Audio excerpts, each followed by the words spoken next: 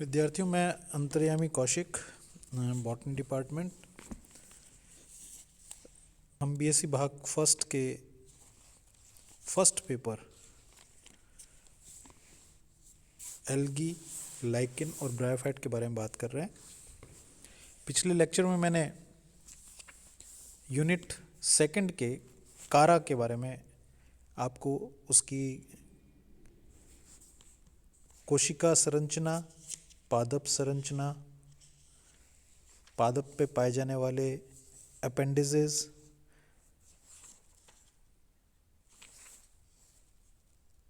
उपांग, पादपकाय इत्यादि के बारे में बताया। पिछला लेक्चर बीच में कहीं इंटरप्ट हो गया था। आज हम उसके जनन के बारे में बात करेंगे। सबसे पहले बात करेंगे कारा में पाए जाने वाले कायिक जनन के बारे में। विद्यार्थियों, मैंने आपको पहले कायिक जनन, अलैंगिक जनन और लैंगिक जनन के अंतर बताए थे। एक बार दोबारा बताता हूँ आपको। कायिक जनन वह जनन है जिसमें पादप के द्वारा कोई विशेष संरचना का निर्माण नहीं किया जाता। कोशिकाएं वृद्धि करके, कोशिकाएं अलग अलग आकार में वृद्धि करके नए पादप का निर्माण करती हैं। जबकि अलैंगिक जनन में विशेष संरचनाएं, जिन्हें बीजाणु कहते हैं, स्पोर्स कहते हैं, का निर्माण किया जाता है और उनके द्वारा पादप जनन करते हैं। और लैंगिक जनन में दो लैंगिक कोशिकाएं, नर व मादा कोशिकाओं का निर्माण होता है और दोनों कोशिकाएं संयुग्मन के द्वारा जायगोट का निर्माण करती हैं। वह जायगोट नए पादप का निर्माण करता है। तो हम बात करेंगे कारा में पाए जाने वाले कायिक जनन के बारे में। कारा में कायिक जनन विशेष प्रकार का होता है। इसमें कुछ विशेष संरचनाएं बनती हैं और वो विशेष संरचनाएं कोशिकाओं के रीअरेंजमेंट या कोशिकाओं के आपसी विभाजन के द्वारा ही बनती हैं। इन्हें कुछ अलग से नाम भी दिए गए हैं। पहला आता है हमारे पास में एमाइलम स्टार्च, एमाइलम स्टार्स। एमिलम भी लिखा है हिंदी में इसको, और इंग्लिश में इसको हम एमाइलम कहते हैं। ये स्टार शेप्ड, तारे के आकार की संरचनाएं हैं। चित्र में आपको दिखाई दे रहा है ए संरचना जो है एक सिमेट्रिकल संरचना है, सममिति संरचना है, और जिसमें कोशिकाएं एक स्टार के रूप में विन्यासित हो जाती हैं, ताराकृत हो जाती हैं।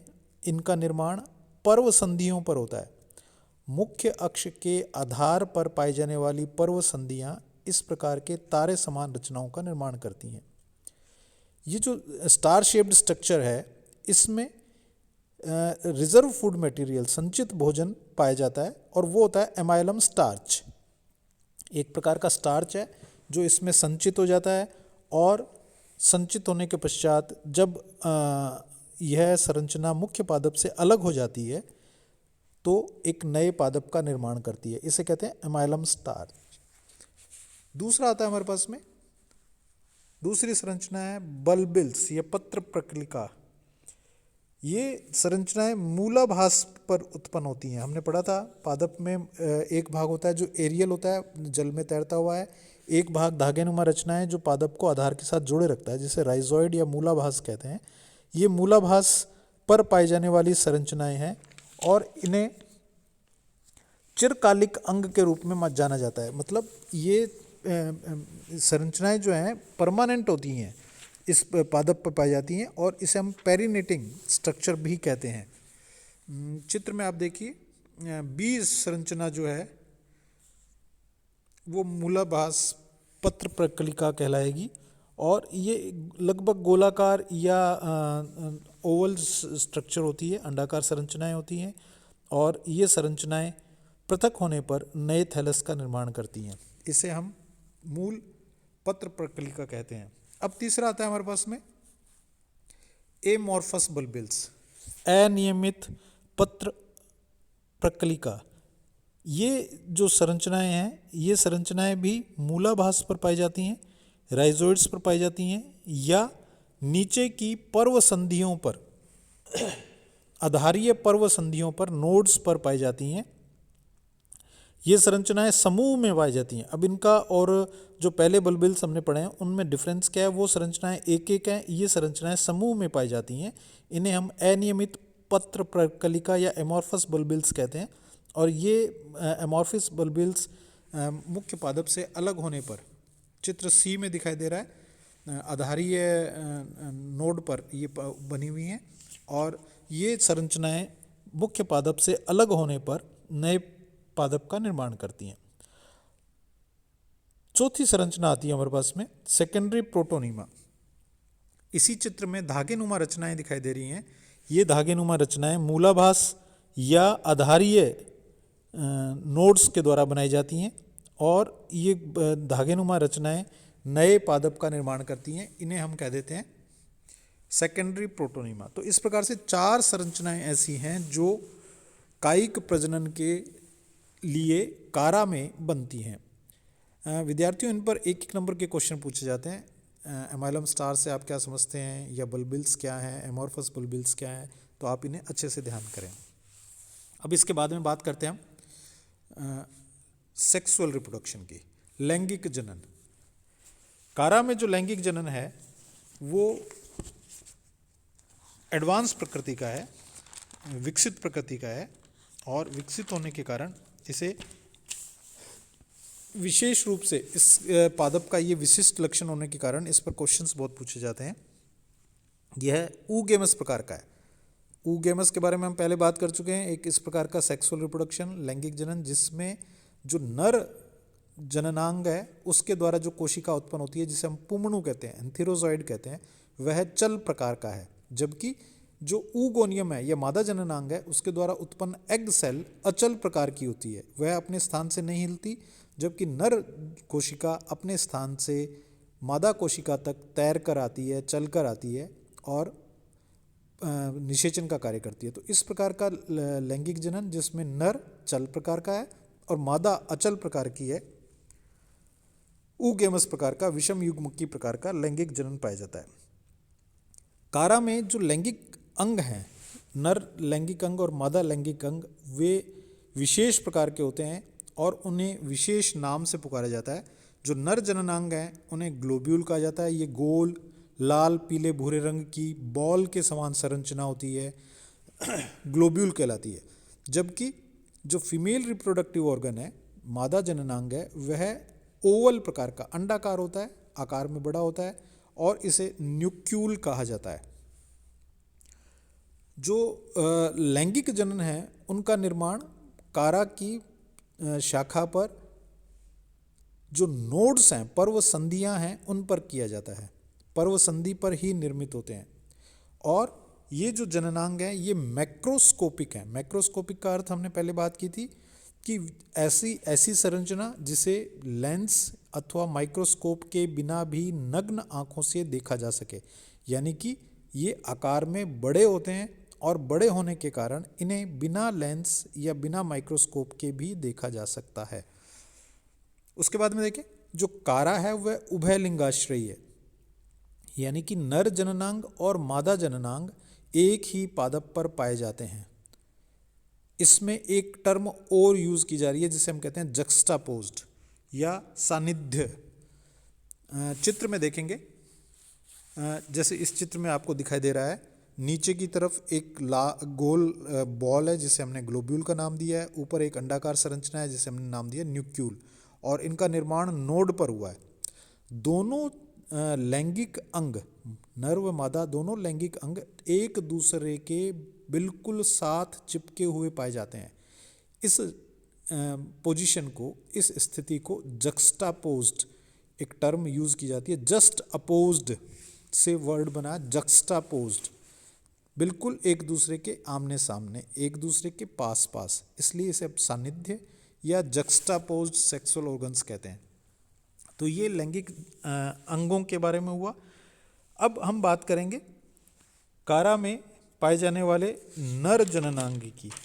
विद्यार्थियों, जो मैंने अभी इसमें आपको बताया कि नर जननांग बॉल के समान गोल संरचना है जो मादा जननांग के नीचे पाई जाती है।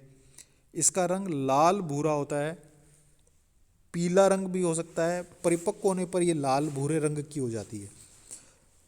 ये संरचना गोल बॉल के समान संरचना है और न्यूक्यूल के आधार पर पाई जा रही है, नोड्स पर इनका निर्माण हो रहा है। इस संरचना को थोड़ा सा आप ध्यान से पढ़ेंगे। इस संरचना के अंदर जो बॉल है वो चारों तरफ से 8 कोशिकाओं के द्वारा घिरी रहती है। दोबारा समझें, कोशिका ये चित्र में आपको दिखाई दे रहा है।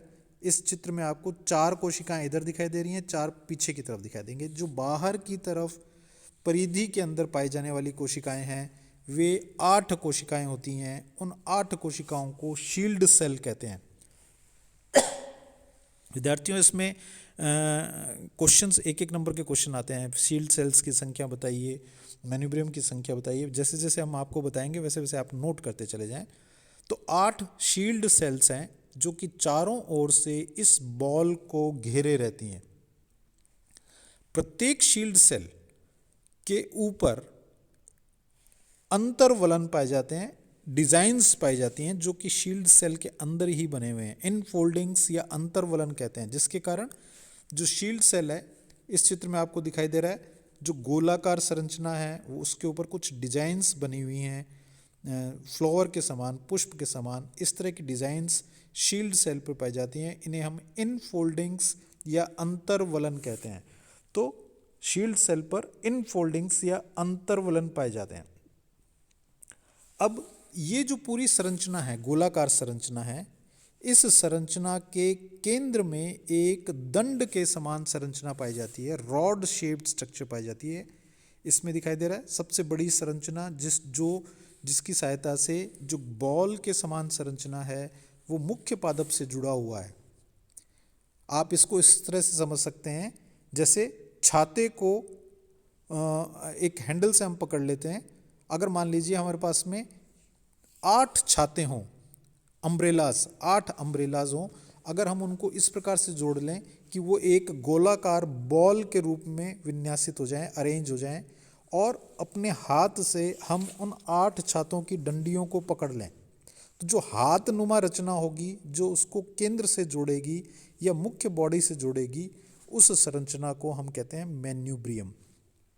तो इस बॉल को मुख्य पादप से जोड़ने के लिए एक दंड रूपी या रॉड शेप्ड स्ट्रक्चर पाई जाती है जिसे मैन्यूब्रियम कहते हैं। मैन्यूब्रियम की संख्या हो गई 1।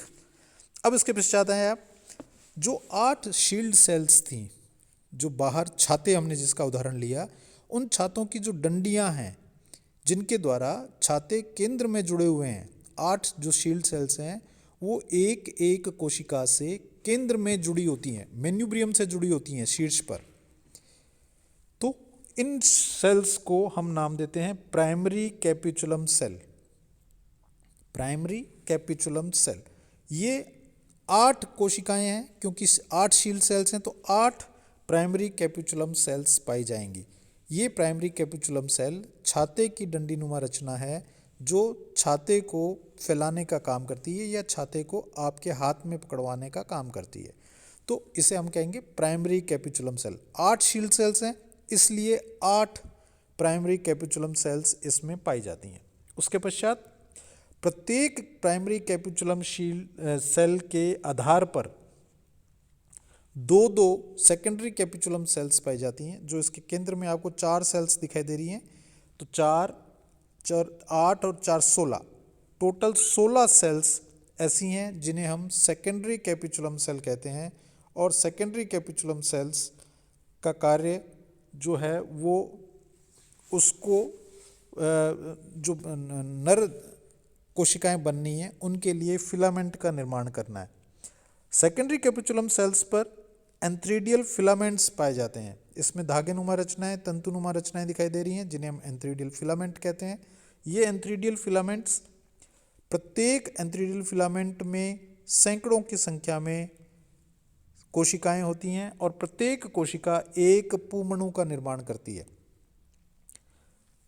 तो एक ग्लोब्यूल के द्वारा 20,000 से 50,000 की संख्या में 20,000 से 50,000 की संख्या में पुमणु या एंथेरोजोइड्स का निर्माण किया जाता है।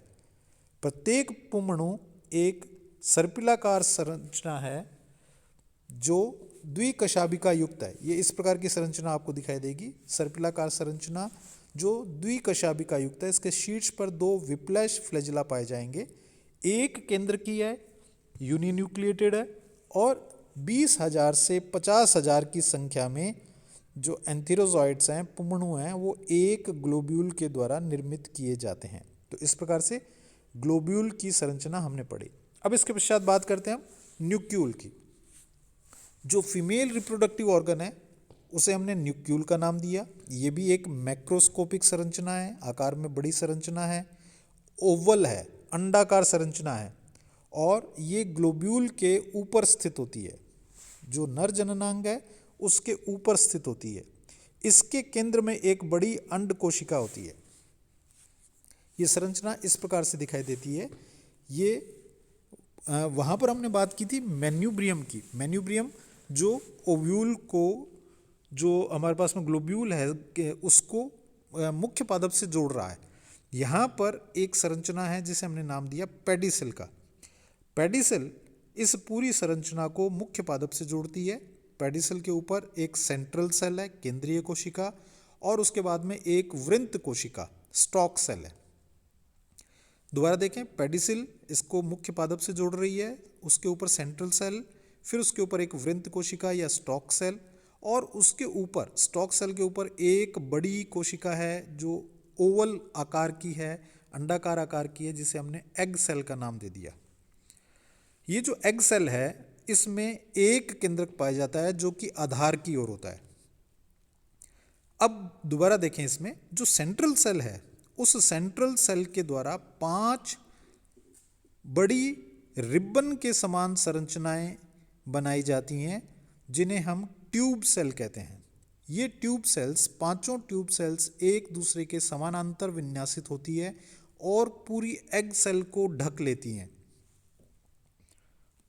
जिस प्रकार से कोई एक रिबन के द्वारा किसी भी संरचना को हम लपेट लेते हैं, उसके चारों तरफ उसको लपेट करके ढक देते हैं, तो इस प्रकार से ये 5 रिबन के समान संरचनाएं इस एग सेल को चारों ओर से लपेट लेती हैं। और इन एग्स जो ट्यूब सेल्स हैं, इन्हें हम ट्यूब सेल्स कहते हैं। जो ट्यूब सेल्स हैं इनका शीर्ष ऊपर की ओर स्वतंत्र होता है।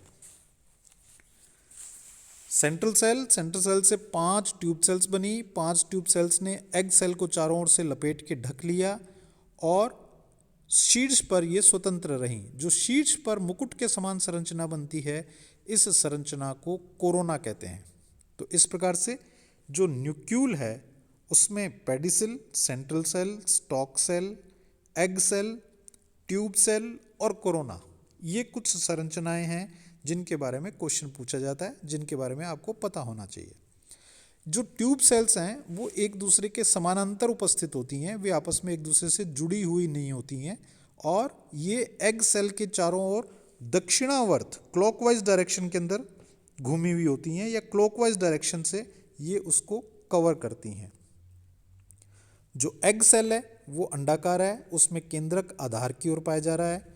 एग सेल में संचित भोजन पाया जाता है जो ऑयल ड्रॉपलेट्स के रूप में और स्टार्च के रूप में होता है। तेलीय बूंदें और स्टार्च के रूप में इसमें रिजर्व फूड मटेरियल या संचित भोजन पाया जाता है। जो एग सेल है उसके शीर्ष पर एक रंगहीन स्थान होता है जिसे हाइलाइन एरिया या काचाब क्षेत्र कहते हैं, और यह काचाब क्षेत्र रिसेप्टिव स्पॉट या ग्राही बिंदु का निर्माण करता है जहां से नर युग्मक इस एग सेल में प्रवेश करेगा। तो इस प्रकार से यह न्यूक्यूल की संरचना है।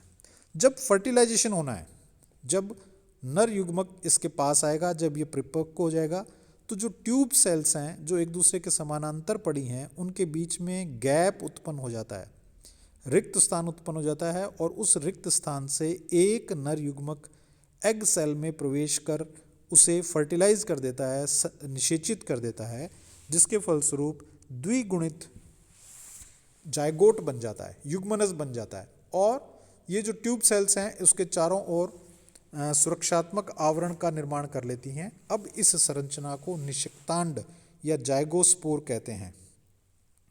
जाइगोस्पोर पीला, लाल या भूरे रंग का होता है, 4 भित्तियों के द्वारा ढका हुआ होता है, और ये चारों भित्तियाँ इसकी सुरक्षा का कार्य करती हैं। इसमें बाहर की जो 2 भित्तियाँ हैं उनमें वर्णक पाया जाता है जिसके कारण इसका रंग है, और अंदर की जो दो भित्तियां हैं वह रंगहीन होती हैं, और रंगहीन होने के कारण वे इसके पोषण का और सुरक्षा का कार्य करती हैं। यह एक रेस्टिंग स्टेज है। जब अनफेवरेबल कंडीशंस होती हैं, प्रतिकूल परिस्थितियां होती हैं, उस समय जाइगोस्पोर का निर्माण होता है।